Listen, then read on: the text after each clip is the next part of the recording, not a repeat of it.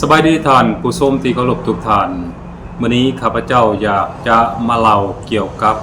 ความเข้าใจหรือว่าอยากมาอธิบายเกี่ยวกับความเข้าใจในการเฮ็ดสงครามพันทางให้ท่านผู้ชมได้รับชมรับฟังนำกันซึ่งหลายๆท่านก็อาจจะรู้แล้วว่าสงครามพันทางนั้นแม่นหยังและหลายๆท่านก็อาจจะยังบ่ฮู้ข้าพเจ้าเชื่อว่าแนวนั้นท่านผู้ชมแต่มื้อนี้ข้าพเจ้าจะนำมาเว้ามาเล่าหรือว่ามาขยายความให้หลายๆท่านได้รับรู้และก็ได้เข้าใจนำกันว่าแท้จริงแล้วสงครามพันทางนั้นมันแม่นสงครามแบบใดกันแท้ท่านผู้ชมซึ่งมันมีความสำคัญแนวใดที่จะต้องได้รับรู้และก็ต้องได้เข้าใจเกี่ยวกับการเฮ็ดสงครามพันทางของประเทศลาวพวกเฮาโดยเฉพาะแม่นประชาชนลาวพวกเฮานั้นควรมีความเข้าใจว่าสงครามพันทางนั้นมันแม่นหยังและเขาเจ้าเฮ็ดกันแบบใดอันนั้นข้าพเจ้าอยากให้บรรดาท่านผู้ชมได้รับรู้และเข้าใจนำกันว่าสงครามพันทางมันแม่นหยังสำหรับสงครามพันทางหรือว่าในภาษาอังกฤษเขาเอิ้นว่า hybrid war นั้นหรือว่า warfare นั้นมันก็มีหลายๆคำศัพท์ท่านผู้ชมที่เขาเจ้ามักใช้เกี่ยวกับสงครามพันทางนั้นแต่ขอให้เข้าใจแบบนี้ท่านผู้ชมสงครามพันทางนั้นมันแม่นสงครามลูกผสมกันระหว่างสงครามในกติกาและก็สงครามนอกกติกาอันนั้นคือสงครามพันทางหมายความว่าสงครามพันทางนี้เขาจะพยายามเฮ็ดทุกสิ่งทุกอย่างเพื่อให้สามารถเอาชนะศัตรูหรือว่าสามารถเอาชนะคู่ต่อสู้ของตนเองได้บ่ว่าสิ่งที่ได้มาหรือว่าชัยชนะที่ได้มานั้นจะละเมิดสิทธิมนุษย์หรือว่าให้ศีลธรรมปานใดก็ตามเขาจะเฮ็ดทุกวิธีทางเพราะเขาเหล่านั้นหรือว่าผู้ที่เฮ็ดสงครามพันทางผู้ที่มีความชำนาญในการเฮ็ดสงครามพันทางนั้นเขาคิดอยู่เสมอว่ามีเพียงผู้ชนะเท่านั้นที่จะสามารถกำหนดความเป็นไปและกำหนดกติกาของโลกได้อันนั้นคือสิ่งที่เขาเจ้าคิดบัดนี้ข้าพเจ้าขอแยกอธิบายแต่ละอันว่าระหว่างสงครามพันทางหรือว่าสงครามนอกกติกากับสงครามในกติกานั้นมันเป็นอย่างไรสำหรับสงครามในกติกานั้นส่วนหลายแล้วสำหรับประเทศที่จะเฮ็ดสงครามระหว่างกันอันนี้ข้าพเจ้าขอยกตัวอย่างเนาะโดยเฉพาะประเทศที่เป็นคู่ปรปักษ์กันนั้นก่อนที่จะมีการต่อสู้หรือว่าก่อนที่จะมีการยิงกันว่าง่ายๆซะเขาเจ้าจะมีการแจ้งให้กันฮู้ล่วงหน้าหรืออาจจะแจ้งให้ประเทศที่3ว่าเจ้าไปแจ้งประเทศนั้นเด้อข่อยจะโจมตีเจ้าในมื้อนั้นแต่ตัวนี้ก็อาจจะบ่ระบุเวลาอย่างชัดเจนแต่ว่าจะแจ้งให้ฮู้ว่าข่อยจะโจมตีเจ้าในลักษณะแบบนี้หลังจากนั้นก็จะมีการโจมตีห้ำหั่นฟาดฟันกันหมายความว่าจะเอาชนะกันอยู่ในสนามต่อสู้นั้นเป็นหลักบ่มีการหลิ่นนอกกติกาและก็บ่มีการใช้อาวุธที่ต้องห้ามหรือว่าบ่มีการใช้วิธีการที่สกปรกแต่ใดๆทั้งสิ้นหลังจากมีการต่อสู้กันไปได้ในระยะหนึ่งแล้วถ้าหากว่าคู่ต่อสู้ของแต่ละฝ่ายนั้นมีความพึงพอใจในผลสำเร็จที่ตัวเองญาติมาได้แล้วก็จะประกาศว่าจะยุติการต่อสู้หรือว่าจะยุติสงครามแล้วก็มาขอเจรจากันในลักษณะแบบนี้อันนั้นคือสงครามในกติกาที่สำคัญเขาจะบ่มีการลอบสังหารบ่มีการลอบวางยาหรือว่าทำลายพื้นฐานโครงสร้างที่เป็น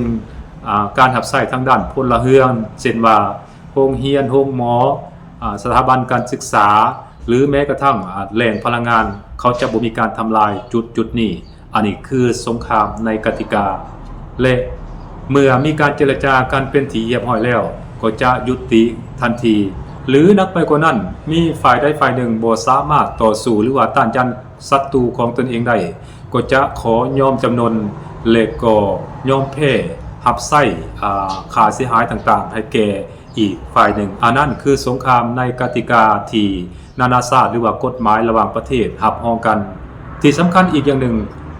สงครามในกติกานั้นเขาจะบ่ใช้อาวุธต้องห้ามที่กฎหมายระหว่างประเทศห้ามนั่นเขาจะบ่ใช้โดยเฉพาะแม่นระเบิดบอมบีหรือว่าระเบิดลูกหวานนั่นเขาจะบ่ใช้เด็ดขาดหรือว่าสารเคมีต่างๆที่มันเป็นอันตรายส่งผลกระทบในระยะยาวต่อสิ่งมีชีวิตหรือว่าต่อศัตรูของตัวเองนั่นเขาจะบ่ใช้เขาจะใช้แต่อาวุธที่องค์การสหประชาชาติหรือว่ากฎหมายระหว่างประเทศอนุญาตให้ใช้เท่านั้นท่านผู้ชมอันนั้น คือการเหตุสงครามในกติกานั่นเองท่านผู้ชมบัดนี้เอาลองมาเบิ่งการเหตุสงครามนอกกติกาหรือว่าสงครามพันทางนั่นเองท่านผู้ชมสำหรับสงครามพันทางนี้ข้าพเจ้าจะยกตัวอย่างให้ประธานผู้ชมได้เห็นนำกันบางรายการว่าเขาเหตุสงครามพันทางเขาเหตุในลักษณะแบบนี้หมายความว่าสงครามพันทางนี้เขาจะหมุนไส้ถูกทางแหกบ่มซ่อนที่ตนเองมีหมุนไส้ทุกสิ่งทุกอย่างบ่ว่าสิ่งนั้นจะละเมิดกฎหมายระหว่างประเทศจะละเมิดศีลธรรมหรือละเมิดต่ออำนาจอธิปไตยของผู้อื่นก็แล้วแต่เขาจะเหตุเพื่อให้ได้ชัยชนะหรือว่าเพื่อให้ฝ่ายของตนเองนั้นสามารถกำได้ชัยชนะนั่นเองท่านผู้ชมสงครามพันทางนี้มันจะเป็นสงครามนอกกติกาจะมีการวางแผนการลอบสังหารด้วยอาวุธยุทโธปกรณ์หรือว่าด้วยสารเคมีต่างๆอันนี้เขาจะมีการเหตุการณ์นอกจากนั้นก็ยังจะมีการลอบสังหารผู้นำระดับสูงของฝ่ายกงกันข้ามเด็กเห็นบอกในลักษณะแบบนี้นอกจากนั้นก็ยังมีการเหตุสงครามพันทางที่มาในรูปแบบทางด้านเศรษฐกิจการลงทุนการเหตุสงครามพันทางในรูปแบบการโฆษณาชวนเสือเช่นว่าการโฆษณาทับถมโจมตีฝ่ายกงกันข้ามใส่ให้ป้ายสีฝ่ายกงกันข้ามว่าผู้นำฝ่ายกงกันข้ามนั้นเป็นผู้นำเผด็จการมีอาวุธหายแห้งไว้ในครอบครองเป็นผู้นำที่บ่เคารพสิทธิมนุษย์หรือว่าเป็นผู้นำที่ปกครองด้วยระบอบเผด็จการและ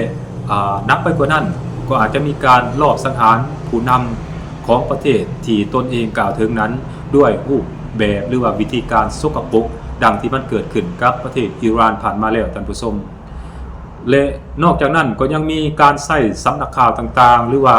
สื่อกระแสหลักที่ตนเองมีอยู่ในกำมือนั้นพยายามโฆษณาทับถมโจมตีและก็ใส่ให้ป้ายสีหรือว่าง่ายๆว่าปั้นน้ำเป็นโตเพื่อเหตุให้คู่ต่อสู้หรือว่าศัตรูของตนเองนั้น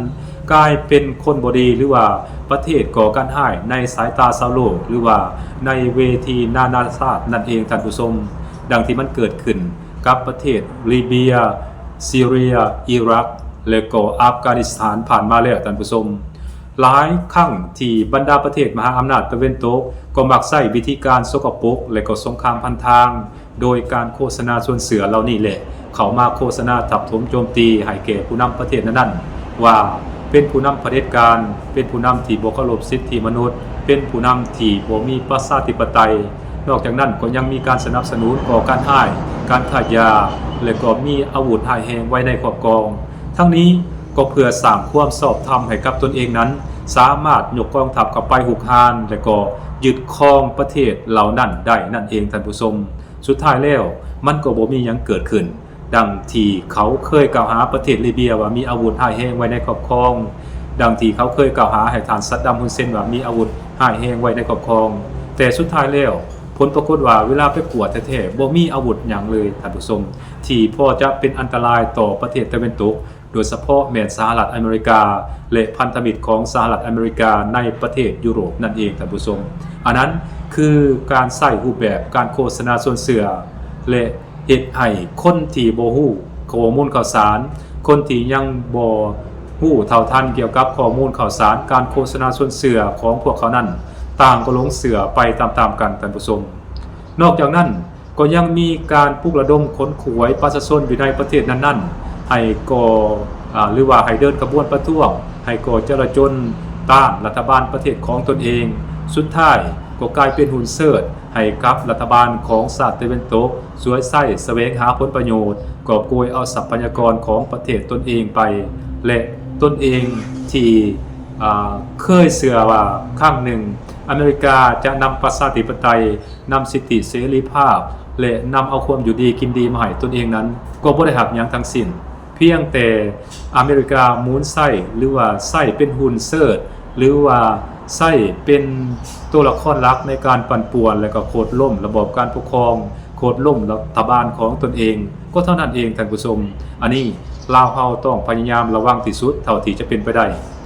นอกจากนั้นสงครามพันทางนั้นมันก็ยังมาในรูปแบบการช่วยเหลือผ่านองค์การ NGO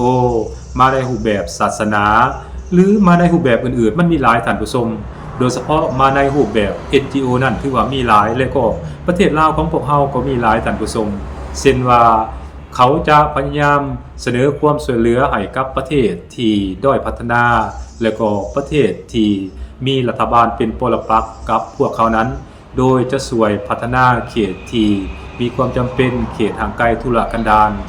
แต่ในความเป็นจริงแล้วเขาพยายามเข้ามาเก็บข้อมูลหรือว่ามา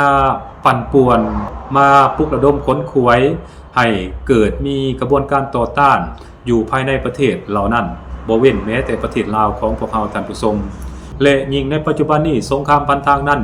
ยิ่งสามารถเฮ็ดได้ง่ายท่านผู้ชมเพราะว่าโลกของพวกเราปัจจุบันนี้มันเป็นโลกให้พรมแดนยุคแห่งข้อมูลข่าวสารยุคโลกาภิวัตน์เพราะฉะนั้นการนำใช้การโฆษณาส่วนเสือต่างๆนี่ถือว่าเฮ็ดได้ง่ายและก็เฮ็ดให้เกิดความเสียหายเฮ็ดให้รัฐบาลหลายๆประเทศนั้นล่มเหลวหรือว่าล่มถือคนล่มมาหลายแล้วท่านผู้ชมบ่ว่าจะเป็นศรีลังกาปากีสถานและบังกลาเทศก็ถือว่าถือเขาเจ้าหรือว่าถือชาติตะวันตกนั้นใช้สงครามพันทางลิ่นเพื่อโค่นล้มระบบการปกครองของประเทศเหล่านี้ล่มลงมาแล้วท่านผู้ชมอันนั้นมันได้แสดงให้พวกเขาเห็นว่าอานุภาพหรือว่าความอันตรายของสงครามพันทางนั้นมันเป็นจังไดท่านผู้ชมถือว่านักกลัวการเหตุสงครามในภาคสนามซะอีกท่านผู้ชมอันนั้นข้าพเจ้าอยากให้ฮู้อยากให้เข้าใจนำกันแนวนั้นนอกจากนั้นสงครามพันทางนั้นมันก็ยังมาในรูปแบบการช่วยเหลือทางด้านการศึกษาสาธารณสุขนำอีกด้วยท่านผู้ชมโดยเฉพาะแม้นทางด้านการศึกษานี้เขาจะพยายามปลูกหน่อแหนงของพวกเขาไว้ในประเทศนั้นๆโดยผ่านการช่วยเหลือทางด้านทุนการศึกษาเขาจะพยายามคัดเลือกเอาทรัพยากรมนุษย์หรือว่าเอาเยาวชนผู้ที่มีความฉลาดหลักแหลมผู้ที่มีความก้าวหน้าทางด้านการศึกษาว่าง่ายๆก็เขาจะเลือกเอาคนเก่งคนที่ฉลาดแล้วเขาจะให้ทุนการศึกษาเหล่านี้ไปเรียนอยู่ประเทศของพวกเขาหมายความว่าเขาจะพยายามฝึกฝนหล่อหลอมคนกลุ่มนี้ให้กลายเป็นคนรับใช้ของพวกเขาในอนาคตซึ่งเรื่องนี้อาจจะใช้ระยะเวลา10-20 ปีก็เป็นไปได้สุดท้ายคนเหล่านี้ก็จะกลายเป็นตีนมือหรือว่ากลายเป็นเครื่องมือรับใช้ของพวกเขาเจ้าในที่สุดแน่นอนว่านักศึกษาเหล่านี้ได้รับทุนช่วยเหลือจากกองทุนของพวกเขาเพราะฉะนั้นนักศึกษาที่จบจากกองทุนของพวกเขานั้นจะให้ความช่วยเหลือและสนับสนุนพวกเขาอย่างเต็มที่โดยเฉพาะแม่นเกี่ยวกับการปลุกระดมค้นคว้ยเกี่ยวกับการเก็บกำข้อมูลต่างๆซึ่งในบางครั้งนักศึกษาที่ได้รับทุนช่วยเหลือจากพวกเขานั้นก็อาจจะยังบ่ฮู้ตัวที่ถูกสวยใส่เป็นเครื่องมือให้พวกเขาหรือบางคนก็อาจจะฮู้แต่ว่าเต็มใจที่จะช่วยเหลือเพราะในส่วนลึกๆของหัวใจแล้วก็ต้องการเปลี่ยนแปลงระบบการปกครองของประเทศนั้นอยู่อันนั้นก็มีท่านผู้ชมเพราะฉะนั้นการหับเอาทุนการศึกษาจากต่างประเทศเพื่อสร้างและก็พัฒนาทรัพยากรมนุษย์ของประเทศบ่ว่าจะเป็นประเทศใดหรือว่าประเทศลาวของพวกเราก็แล้วแต่ต้องมีการเลือกเฟ้นว่ากองทุนเหล่านั้นมันมีความโปร่งใสและมีจุดประสงค์แอบแฝงยังไว้หรือบ่ท่านผู้ชมอันนั้นต้องมีความระมัดระวังหลายที่สุดเพราะฉะนั้นข้าพเจ้าขอสรุปสั้นๆว่าสงครามพันทางหรือว่าสงครามนอกกติกานั้นเป็นสงครามที่ลิ่นกันแบบสกปรกเขาจะพยายามใช้ทุกท่าแห่งบบซ่อนใช้วิธีการต่างๆที่พวกเขาเจ้ามีนั้นพยายามเอาชนะคู่ต่อสู้หรือว่าพยายามเอาชนะศัตรูของตนเองถึงแม้ว่าวิธีการที่พวกเขาเจ้าเฮ็ดนั้นจะให้ศีลธรรมและคัดต่อหลักกฎหมายสากลก็ตามท่านผู้ชมอันนั้นคือสิ่งที่ข้าพเจ้าอยากให้พ่อแม่ประชาชนได้รับรู้นำกันและให้เข้าใจว่ามันมีความอันตรายร้ายแรงปานใดและบรรดาทานก็อย่าหลงเชื่อพร้อมด้วยอย่าตกเป็นเครื่องมือของสงครามพันทางอย่างเด็ดขาดท่านผู้ชมสบายดี